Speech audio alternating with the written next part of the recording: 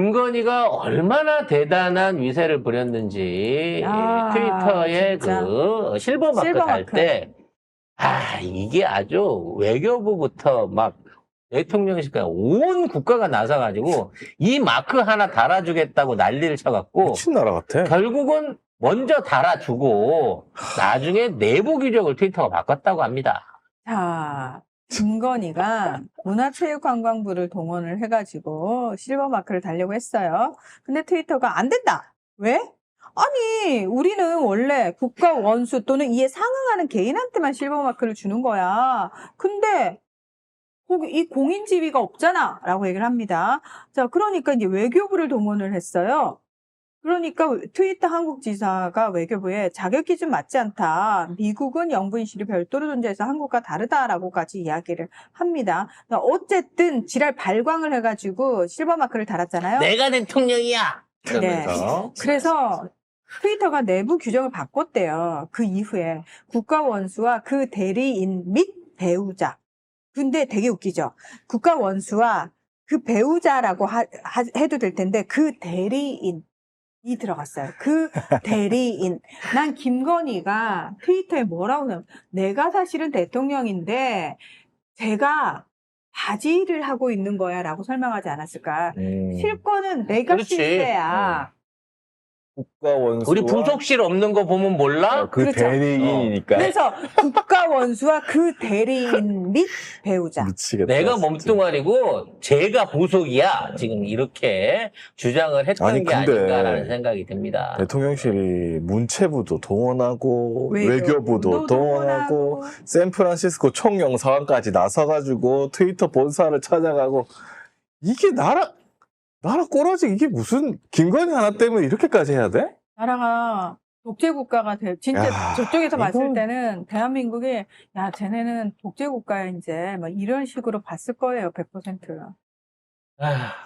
갑자기 그 댓글에 남인수 선생님께서 돌아가셨죠. 참. 남인수 TV에서 오셔가지고 추미애 대표는 독일 대표입니다라고 팩트 수정을 해주시려고 시도를 하셨는데요.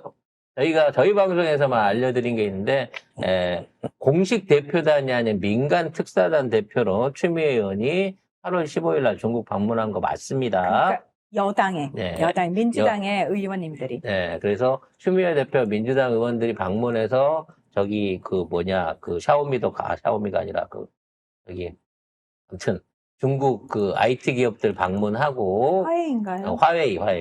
화웨이도 방문하고 활동을 하신 적이 있어요. 근데 우리 언론은 안 나와. 송 작가 TV에서만 보도를 여기 해드린 나오긴 얘기입니다. 나왔어요. 중국 특사단 응. 이렇게 보면은 아니 여당 의원들이 중국 방문을 했다. 네. 근데 이게 뭐 어떤 특사의 개념이나 이런 건 아니고요. 그냥 아무튼 여기에 추미애, 이재가, 이병진 이병진. 의원들이 중국을 갔어요. 그래서 이제 그걸 공식적인 건 아니지만 왜 갔겠냐라는 부분도 사실상 제일 실세인 이런 의원들이 가서 왜 만났으며 중국은 우리 특사단한테 왜 중국의 가장 대표적인 IT 기업들을 소개를 시켜줘 가면서 싱크탱크들을 소개시켜 가면서 무려 이틀 동안 회담을 했겠느냐라는 부분에 대한 것도 나중에 아마 결과는 나올 수 있을 것으로 예상을 합니다. 자, 김건희의 주가 조작이 끝도 없습니다. 송 작가가 얘기했었죠. 아마 사실상 거의 대한민국에서 이루어지고 있는 주가 조작이 안 밝혀지거나 처벌을 안 받은 배우 안에는 다 김건희한테 보험을 넣었을 거다라는 말씀 드렸는데 실제로 태양광 테마주도 손을 댔답니다. 아니 태양광을 이렇게 두드려 잡으면서 테마주를 왜 사죠? 네. 자, 2009년 김건희가 태양광 테마주인 네오세미테크에 투자를 하면서 증권사 직원과 나눈 통화 녹음 파일을 특검이 확보를 했다고 합니다. 김건희가 네오세미테크의 분식회계 등 불법 행위를 사전에 인지하고도 투자할 만큼 주식시장에 해박한 지식을 갖고 있다고 판단을 하고 있습니다. 이미 이제 특정 주식들을 사전에 받아갖고 공매도를 때린 흔적이 보여지는데 이 정도 되면 경영진하고 짜고 치는 고스톱을 했다는 거예요. 김건희가 녹취에서는 네오세미테크 주식을 거론하면서 일단 오늘 공매도 하는 걸로 나만 먼저 받았다. 뭐 이렇게 말한 것으로 알려졌습니다.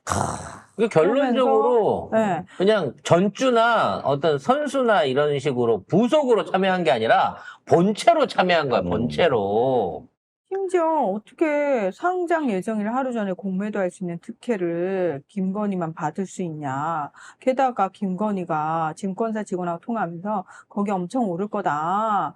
감잘하잖아요. 라고 얘기를 하면서 주식시장에 대해서 빠삭하게 아는 용어를 쓰는 거예요. 즉, 앞으로 주식을 공개를 해놓고 어떠한 방식으로 주가를 올릴 대책이 있는지까지 알고 있었다는 거야.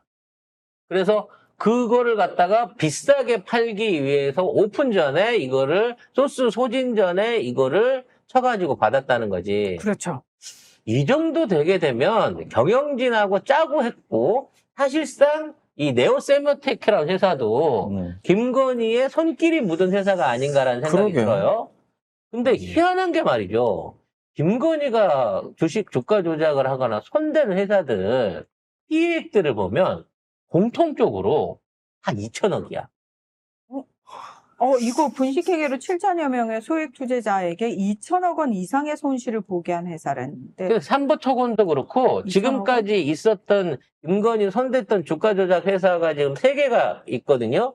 또 하나 웰바이오. 웰바이어도 그렇고. 근데 여기 3군데 회사의 추정 손실액이 다 2천억이야.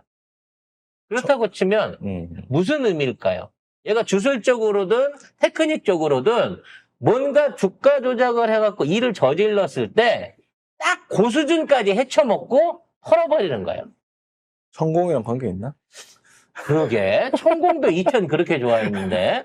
이천공이잖아. 그래서 이 안에서 김건희가 얼마를 먹었는지는 모르겠지만 주가 조작을 하게 되면 김건희가 움직이고 피해주는 규모가 2천억 정도라고 하면 대충 김건희가 돌리는 돈의 규모를 알 수 있다는 거죠. 4,500억 정도를 돌려가지고 주가 조작에 선수나 전주로 참여한다고 봐야 된다는 거지. 아, 뺏어야 돼, 이거. 그러니까 여기서 얻어진 이익이 그때 처음에 할 때 도이치모터스 할 때 내가 배워가는 단계라 그랬잖아. 알아가는 단계라 그랬잖아. 그래서 1차 때는 어떻게 했어? 40% 떼줘가면서 배웠단 말이야. 2차 때는 지가 직접 했어요. 40% 많다고 해서. 40% 많다고 직접 했어. 근데 이때도 아직 서툴러갖고 지 계좌랑 지 엄마 계좌를 썼어. 근데 그 이후에 나름대로 배우고 난 다음에 어떻게 했을까요?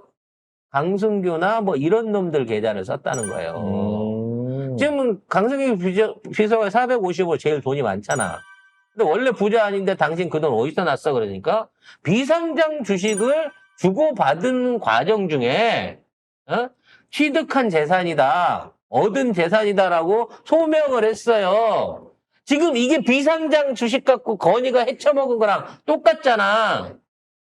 수법이 딱 거기서 거긴 거야.